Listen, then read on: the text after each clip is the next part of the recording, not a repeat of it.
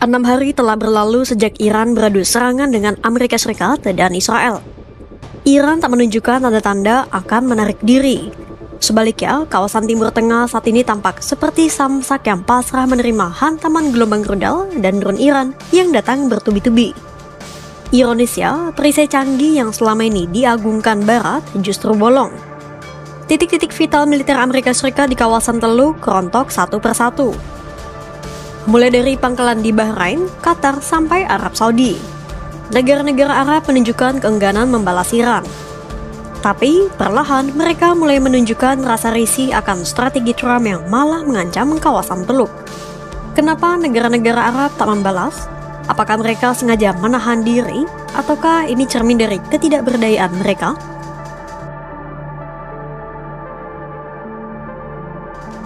Hanya dalam kurun kurang dari 1 minggu, narasi kehebatan perisai tak tertembus Amerika Serikat di Teluk runtuh seketika. Iran tak sekadar menyerang secara acak.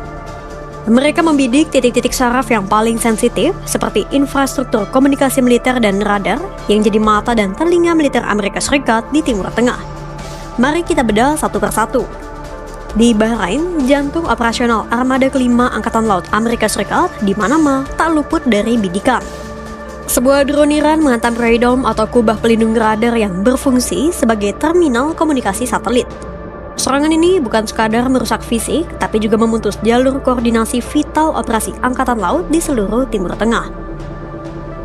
Bergeser ke Qatar, pangkalan udara Al-Udeid yang menjadi basis militer terbesar Amerika Serikat di kawasan ini juga jebol. Citra satelit mengungkap kehancuran pada antena parabola dan infrastruktur komunikasi rudal balistik. Lokasi yang sama ini juga pernah dihantam Iran pada Juni 2025 lalu. Di Kuwait, kondisinya tak kalah memprihatinkan. Setidaknya 9 bangunan di Camp Arifian dan pangkalan udara Ali Al-Salem hancur dalam gelombang serangan.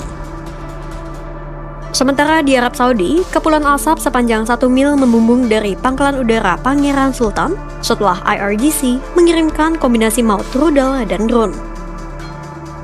Strategi Iran terlihat jelas, mereka ingin membuat militer Amerika Serikat buta dan tuli.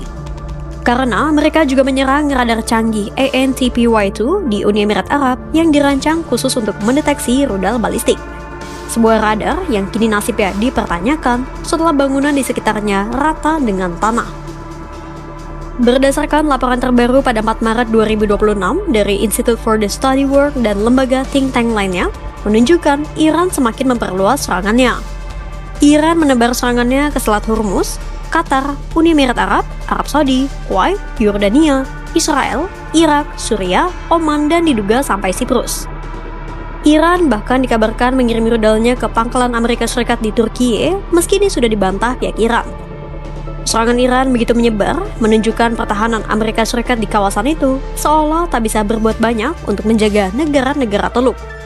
Pertanyaannya, kenapa negara-negara Arab itu seolah diam?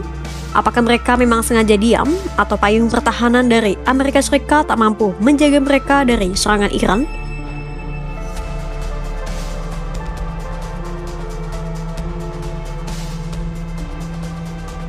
Ada 3 alasan fundamental yang mendasari sikap negara-negara Teluk. Pertama, mereka sengaja berusaha menghindari skenario terburuk agar tak terseret lebih jauh dalam perang langsung dengan Iran. Bagi para pemimpin Teluk, terseret dalam perang langsung dengan Iran adalah mimpi buruk yang paling ingin dihindari. Mereka sadar betul betapa rentannya fondasi ekonomi mereka. Konflik berkepanjangan bukan hanya mengguncang pasar, tapi bisa menghancurkan terminal ekspor minyak, melumpuhkan bandara internasional, sampai meruntuhkan sektor pariwisata dan pusat ekonomi. Direktur Gulf International Forum, Daniel Taffer, menyebut, kekuatan terbesar negara-negara Teluk itu saat ini adalah persatuan untuk mengedepankan dialog dan deeskalasi.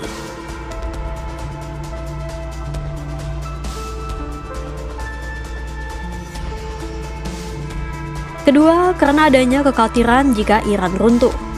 Negara-negara Arab memang menganggap Iran sebagai ancaman, tapi bagi mereka, keruntuhan rezim lebih berbahaya. Karena kalau Iran runtuh dan terfragmentasi, kawasan Timur Tengah bisa menghadapi ketidakstabilan berkepanjangan akibat arus pengungsi, meluasnya konflik milisi, dan perang proksi. Mereka khawatir Iran akan menjadi seperti Irak dan Afghanistan.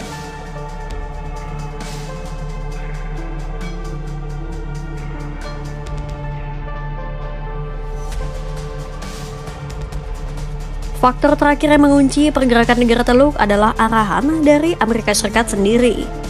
Presiden Donald Trump secara terbuka menyatakan bahwa negara-negara Arab tidak perlu ikut campur secara langsung dalam serangan militer ofensif terhadap Iran. Jadi sederhananya bukannya negara Arab diam, tapi mereka lebih mengutamakan strategi defensif dengan mengaktifkan sistem pertahanan udara sembari mengedepankan pentingnya dialog.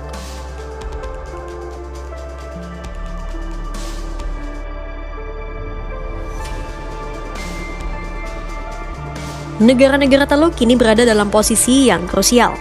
Di satu sisi, mereka dibentengi fasilitas pertahanan tercanggih Amerika Serikat, tapi di lain sisi, infrastruktur sipil mereka tetap bocor dihantam artileri Iran. Bandar internasional, kawasan industri, sampai pusat perkotaan di kawasan mewah negara Arab mulai mengalami kerusakan. Keresahan ini akhirnya pecah jadi protes publik yang jarang terjadi. Khalaf Al-Habtur, miliarder berpengaruh asal Dubai yang selama ini dikenal sebagai pendukung Abraham Accords dan dekat dengan perusahaan Israel, melontarkan kritik pedas terhadap Trump. Dalam akun X-nya, Habtur bertanya kepada Trump siapa yang memberinya wewenang untuk menyeret kawasan Teluk ke dalam perang dengan Iran. Bagi Habtur dan para elit ekonomi Timur Tengah, langkah Trump menyetujui operasi Epic Fury dianggap sebagai pengkhianatan terhadap janji kampanye mengakhiri perang baru.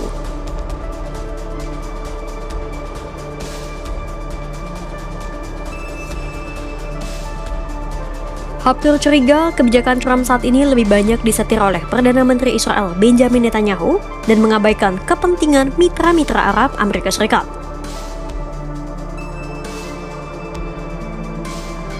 Lebih pahit lagi, perang ini meletus saat negara-negara Arab sedang diminta menyumbang miliaran dolar Amerika Serikat untuk inisiatif Dewan Perdamaian di Gaza. Habtur pun curiga sumbangan miliaran dolar Amerika Serikat untuk Dewan Perdamaian digunakan Trump untuk membiayai perang dengan Iran.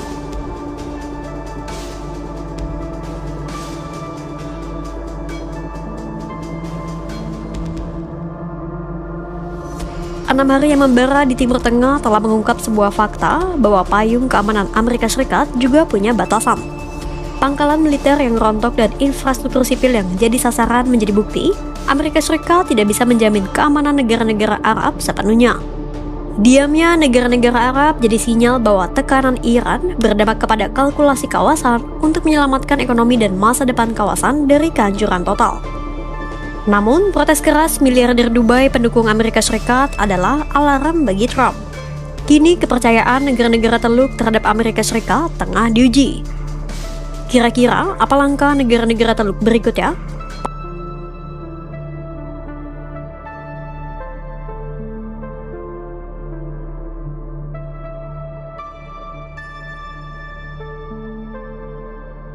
Download Tribun X sekarang, menghadirkan lokal menjadi Indonesia.